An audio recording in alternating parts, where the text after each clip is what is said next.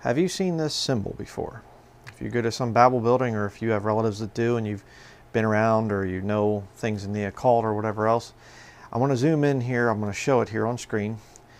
This is in a cult building, a Lutheran cult building, Lutheran in other words. And as you can see here, you can't really get too good of a shot of this thing. You can see it right there.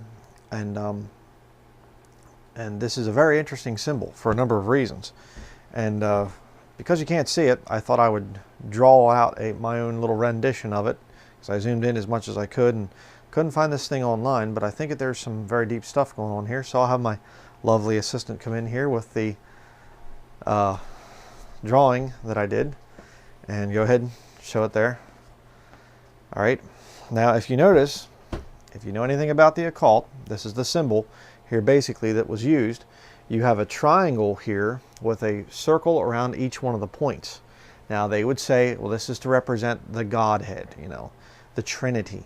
Well, the problem with that is, if you read your Bible, Acts chapter 17, Paul dealing with the pagan people there, Acts chapter 17 and verse 29, it says, "For as much then as we are the offspring of God, we ought not to think that the Godhead is like unto gold or silver or stone, graven by art and man's device."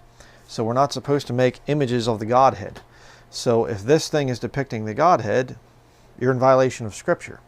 But understand the occult here. If you take these three circles and you intertwine them, you get a triquetra, right? The symbol of witchcraft, the witchcraft trinity. Bring it down just a little bit. And in the center, you have IHS. Now they say it's a Latin meaning, you know, following Jesus or something essentially like that, but which is nonsense. If you really know what's going on there, it's Isis, Horus, and Set. I've heard some people say Seb as well, but Isis, Horus, Set there. In Egyptian mythology, it goes back to Semiramis, Nimrod, and Tammuz in the Babylonian tradition there. It has nothing to do with God. All right, this is a very occult symbol. But notice too that there are three butterflies in between there. There's a red one, a purple one, and a green one. And again, it represents the banner that was in this occult building there, which I'll tell you a little bit more. Actually, she'll tell you a little bit more about that in a minute. But butterflies, what is a butterfly? Well, in the occult world, it's a symbol of reincarnation. It starts out as a caterpillar. It's transformed into a beautiful butterfly. It's a symbol of reincarnation or transformation. Also in mind control, the Monarch Project. You start out with a caterpillar, a regular person, and you transform them into a beautiful butterfly, a mind-controlled slave.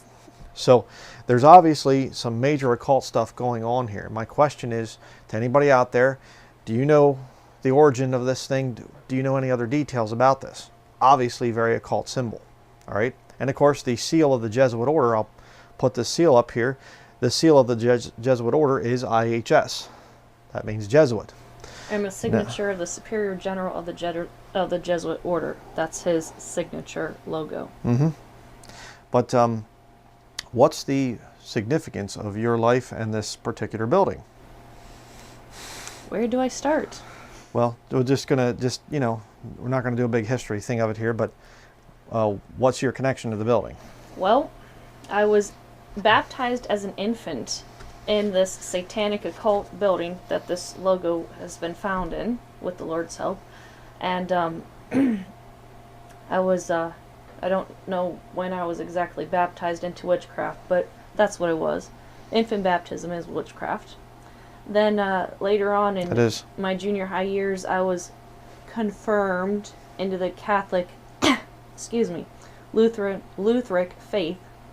And then upon high school graduation, you know, I was, you know, still forced to go attend services with my parents. My mother was always forcing me into being an acolyte when I said I don't want to. She's like, "Oh, come on, you'll be good at it." Sure. But what I'm saying is, this building in particular is the one you were raised in. Yes.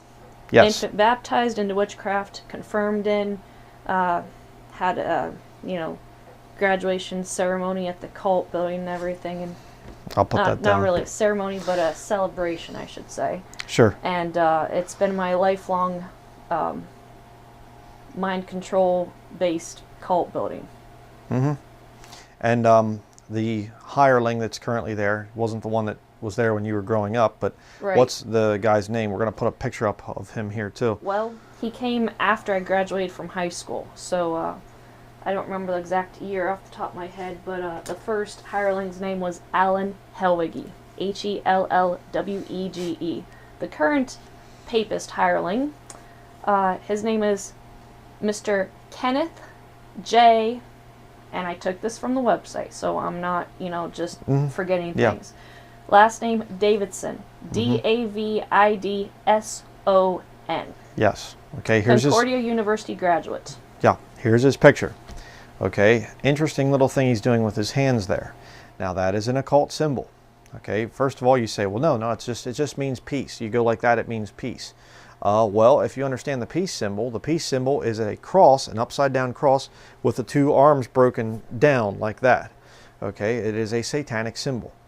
All right, it's also a rune, by the way. I forget what, if it's not Tiwaz, I forget which rune it is, but it has 2 points down or I should say 3 points down and 1 up like that. Okay, so that is inside a circle.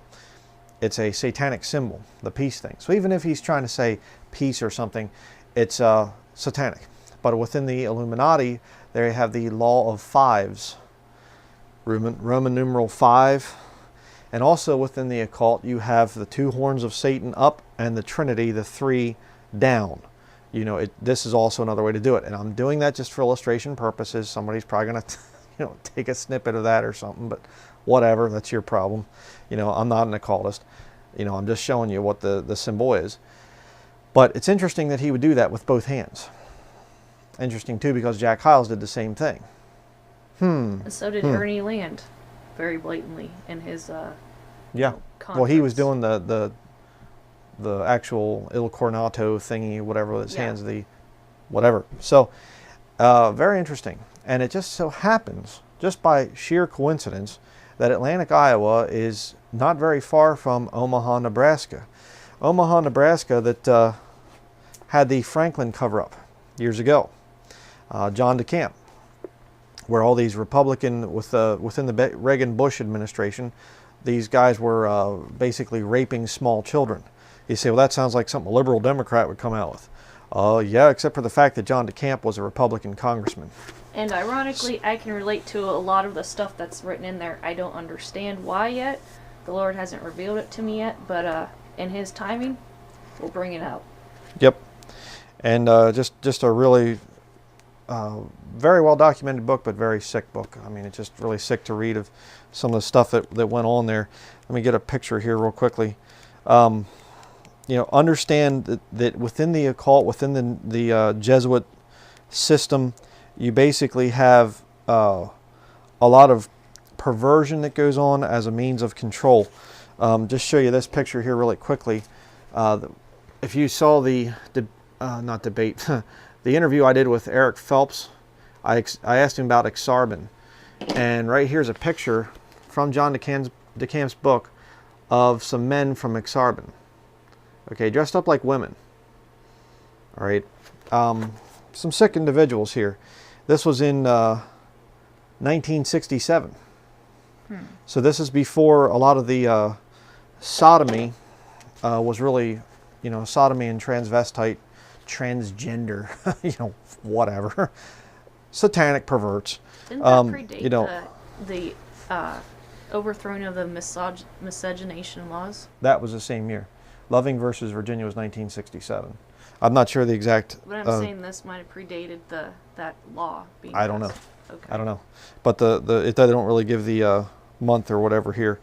But same year that the anti-miscegenation laws were lifted here in America with Loving versus Virginia.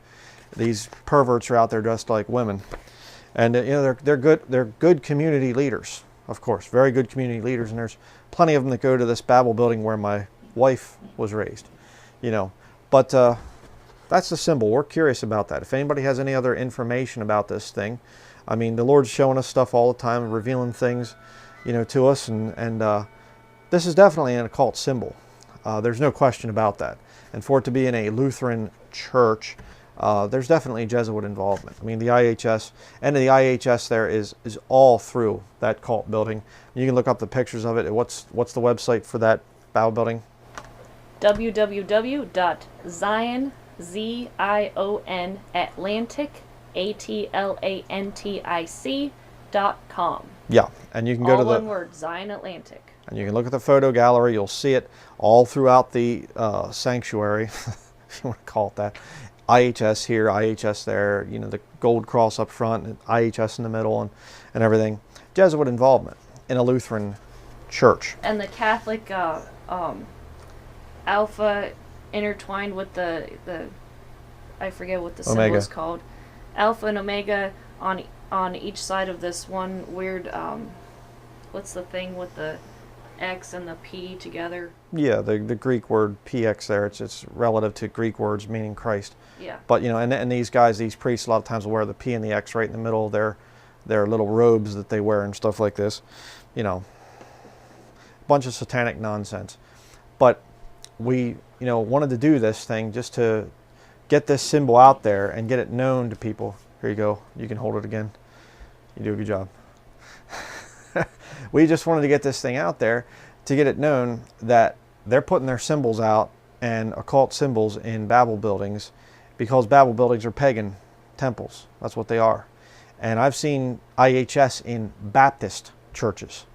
All right, that's a symbol. On a Baptist church. Yeah, one right down the road actually. More on that coming out later. But you know, it's getting bad. You know, these Babel buildings. Actually, it's getting bad for them. It's getting good for us as Bible-believing Christians, because everything that we've said that people say, oh, you're crazy, you're kooky, you're weird, it's just coming right out in the open now. So it makes our job easier, convincing people of the wickedness and the evil. And if you are going to some place where they're running these kind of symbols, having these things out there and things, get out. Don't go and meet with the pastor and sit down and have a nice little talk over coffee. Get away from it. Run away as quickly as you can. It's Jesuits that are running the thing. All right. And you say, well, you know, but my pastor, he went to a school that was not a Jesuit school. He didn't go to Loyola or Georgetown or Creighton or any of these others. Creighton University, by the way, is right out there in that same area. Works hand in hand with the hospital where my mother-in-law, her mother, works. She's worked directly with them. Yeah. So it's but you say, my pastor didn't go to a Jesuit university.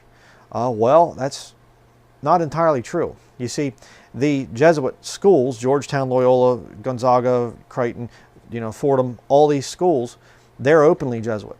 But the fact is, they control the other ones. If they don't have the King James Bible as their final authority, if they're using the new versions are put out by Jesuits. Okay, they tie right back to the Vatican. Or if they use multiple versions, you know, like perversions plus the King James at the same time as, you know, comparison for so-called, how do they say that? Yeah, with better readings and stuff like that. The point is, the Nessel's text is one of the men that sits on the board of editors and things there is Cardinal Carlo Maria Martini. He's a Jesuit cardinal.